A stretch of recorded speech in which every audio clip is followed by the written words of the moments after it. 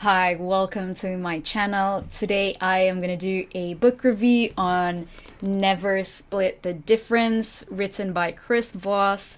Super valuable book. Bought this in Dimmocks. It's worth 23 Australian dollars back when I bought this a couple of years ago now, I think. I bought this not because it was recommended to me at the time, but because it was a bright yellow cover, and I thought the title was very intriguing. Never Split the Difference. In my head, I'm like, shouldn't you be splitting the difference? Isn't that what our parents taught us, to treat others fairly? But so much that I learned from this book. I think everyone should read this. You don't have to be a negotiator in your job.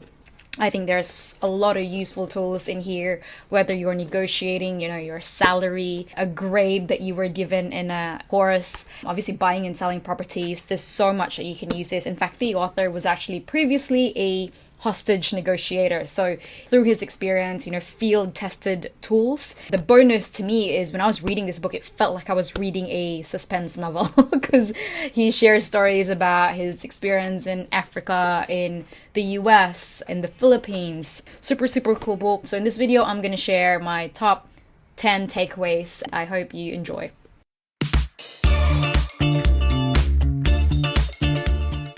Okay, so the first takeaway that we're going to talk about is to use the late night FM DJ voice. So what is the late night FM DJ voice, right? So he uses 4 words to describe it. It's deep, soft, slow, and reassuring.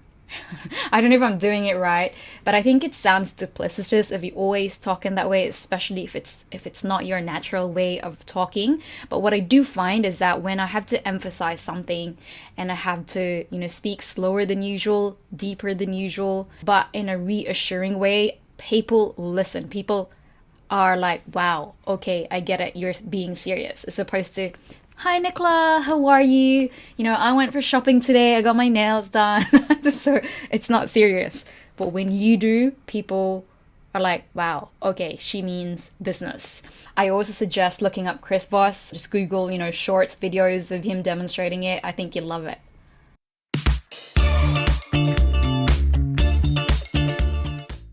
What is a mirror? Okay, so the author argues that if you were to repeat the last 3 words or any of the key words of what the other person has said, they will naturally explain more of what they said, right? They will most likely reveal more of, their strategy or what they're thinking. The author argues we fear what's different, but we are drawn to what's similar. You would have experienced repeating the words of what your friends say. If you're in a group at work, you suddenly realize you're using the same phrases that your colleagues have said. It's just a natural thing. So mirrors work like magic. There's a story that he shares in chapter 2. In fact, it is the title of chapter 2, Be a Mirror. The boss goes into the assistant's office asking, let's make 2 copies of all the paperwork. Assistant goes, I'm sorry, 2 copies? The boss goes, yes, 1 for us and 1 for the customer. Assistant goes, I'm sorry, so are you saying that the client is asking for a copy and we need a copy for internal use? Boss goes, actually, I'll check with the client. They haven't asked for anything, but I definitely want a copy. That's just how I do business. Assistant goes, absolutely. Thanks for checking with the customer. The magic there is that, the assistant, by just being a mirror, was able to avoid her workload. I think it's super cool. I have yet to try it myself, but it makes sense.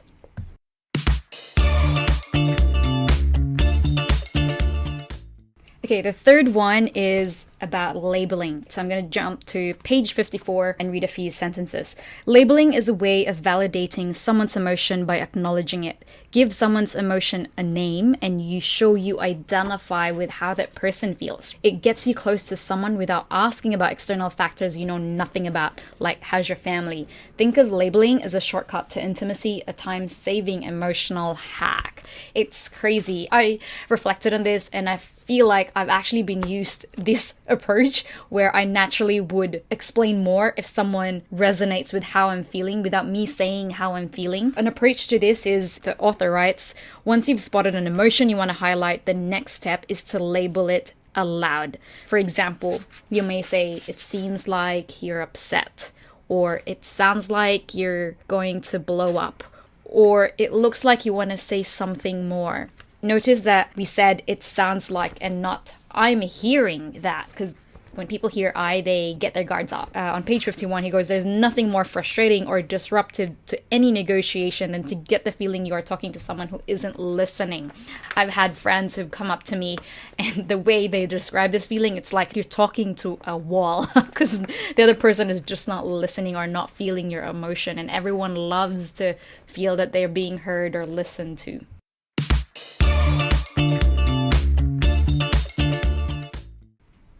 Okay, so the fourth one, beware yes, master no. What does that mean? There are three kinds of yeses the author writes. So those three yeses are a counterfeit yes, a confirmation yes, and a commitment yes. So what are those three yeses? A counterfeit yes is one in which your counterpart plans on saying no, but either feels yes is an easier escape route or just wants to disingenuously keep the conversation going to obtain more information or some other kind of edge. I can relate to this. I mean, I support sales teams in my job, and it is frustrating to be given all these yeses, and then after 6 months of spending your energy and time, they're going to say no to you, and you realize you've just been misled. This kind of yes hurts. You don't want that kind of yes. The second yes is a confirmation yes, the author writes, is generally innocent. It's a reflexive response to a black or white question, but mostly it's just simple affirmation with no promise of action. You also don't want this. You want a commitment yes, which is the third yes. It's the real deal. It's a true agreement that leads to an action. A yes at the table ends with a signature on the contract. That is what you want. But what is the approach? How do you deal with counterfeit and confirmation yeses? So to protect yourself, you need to craft a no question. What does it mean? So an example of a no-oriented question is, instead of saying, do you have a few minutes? You ask, is now a bad time? Right? It's a no-oriented question. It makes other people feel comfortable saying no. Instead of saying, do you agree? You say, do you disagree? Or is this a good idea? Is this a bad idea? I have used this myself since reading the book, and I've gotten 4 out of 4. Obviously, those times where I've practically had to reword what I was about to naturally ask. I will post a link of a webpage from the author. He has a table of all the questions that you need to flip, gets you a better response from whoever you're influencing. Remember, starting with the no makes the speaker feel safe, secure, and in control. So trigger it.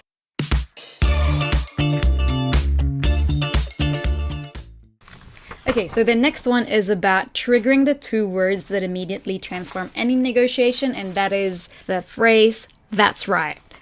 That is right. That was a shit joke.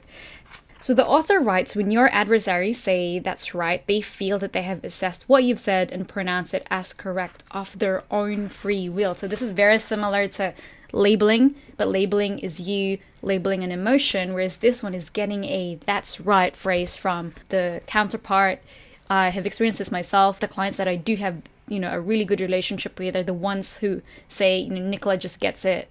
You want that of your counterpart to say of their own free will, and you know that you have had a breakthrough in that negotiation.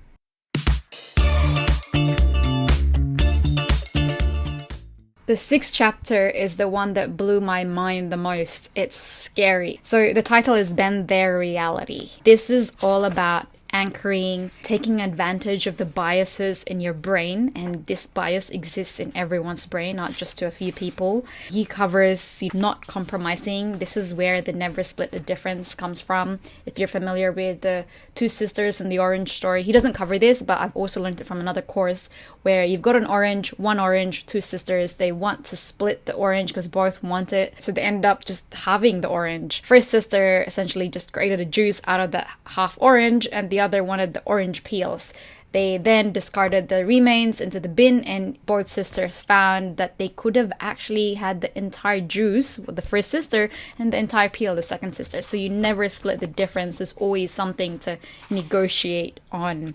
This chapter also talks about a lot of things, like how you can make time your ally. A lot of salespeople use time to drive prospects to convert, but the key thing is to not be a hostage to time or to deadlines. He also covers the word fair. I've used the fair word proactively. It could be an advantage or a disadvantage, but you need to know when to use it because it's a powerful word. He also covers a few other things, such as how you anchor emotions, how you let the other guy go first most of the time. How you can establish a range, very, very useful when negotiating for a salary. Typically, the brain always goes to the minimum if you're going to give a range, so you need to give a high range. He also covers how you can pivot to non-monetary terms like maternity leave or other perks that the company can just give away easily than money.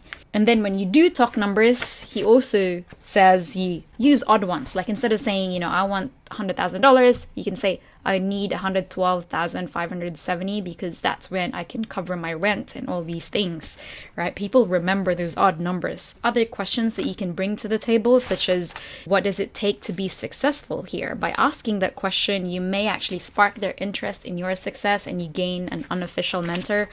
Love, love, love this chapter. I'm not going to go through the details because I feel like I could just talk about that chapter for hours on end. So let's move on to the next one.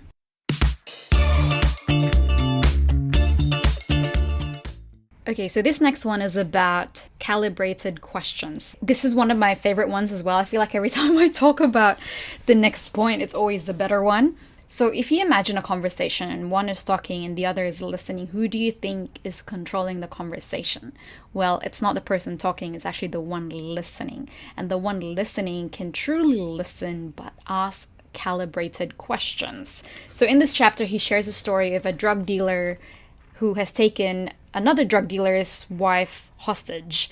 And so the author, who was the hostage negotiator, learned a very valuable lesson at the time. When they started negotiating, it was like verbal flexing, took hours on end. And finally, they got the husband of the wife that was taken hostage to talk to the other person. And straight away, the drug dealer on the phone blurts out, "Hey, dog, how do I know she's all right?" And the funniest thing happened. The kidnapper actually went silent for 10 seconds. He was completely taken aback.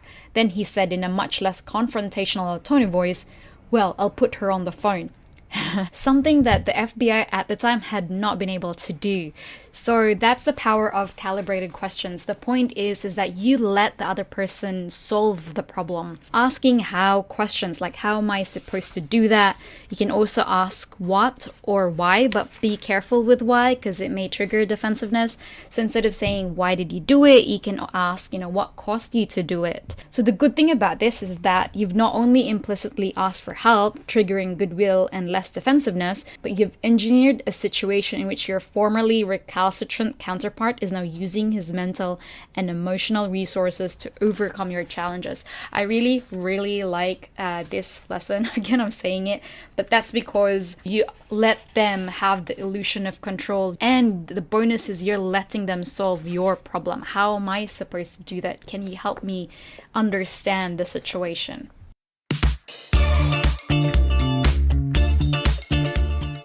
Okay, so this one, he shares that the more a person says I, the less important that person actually is. He may be part of a group and he doesn't have, the highest authority, but he tries to paint himself as one, so they will use more of I. Whereas if you're dealing with someone who doesn't say I, and instead they say we, they, or them, they are the decision makers. So pay attention to those pronouns. He also shares how to spot liars. Liars tend to use a lot of words. They try harder as opposed to just direct, sharp, short responses. One of the other things that he shares in this chapter is, by the way, this is for Chris Voss. I feel like your 7, 38, 55% rule could have been 10, 40, 50. It's just so hard to remember.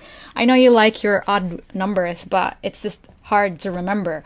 But the point that he says is that only 7% of a message is based on words, while 38% comes from the tone of voice and 55% from the speaker's body language and face. Very interesting.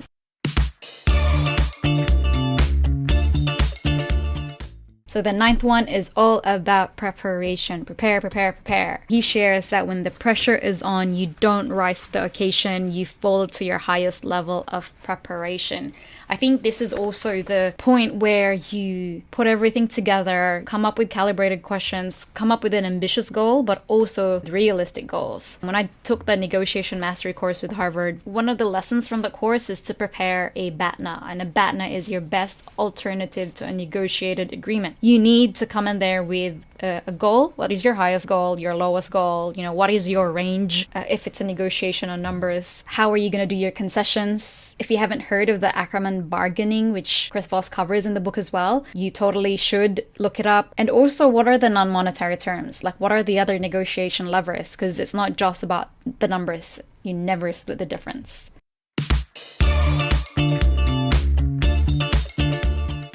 Alright, so the last one is also the final chapter of the book, Find the Black Swan.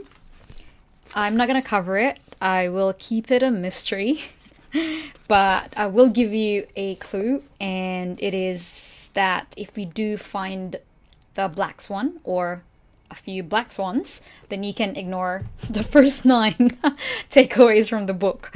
It's also the company that Chris Voss has founded. So I hope you enjoyed this book review, or top 9 takeaways. I can't really say top 10 takeaways. Please leave a comment if you have any questions, thoughts about this video. I'd love to hear from you. And lastly, hats off to Chris Voss. Love the book. There's so much that I've learned from it. I've been able to apply it, been able to negotiate a grade that was given on a course, been able to convince, C-level execs on a few things, as part of my job. Everyone should absolutely read your book. Thank you for sharing your knowledge to everyone. And this is me signing out.